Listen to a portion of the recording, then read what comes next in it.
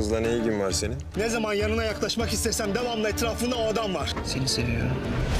Nefise, bugün sana bir şey olsaydı yaşayamazdın. İş görüşmesi için gelmiştim. İş görüşmesi için. Biz yardım kuruluşu değiliz. Beni ne hale düşürdüğünün farkında mısın?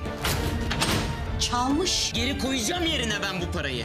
Ben sana böyle mi öğrettim ha? Bu adam senin için her şey yapar, beni öldürmek de dahil. Seninle ilgili hiçbir şey bilmek istemiyorum. Hamileyim.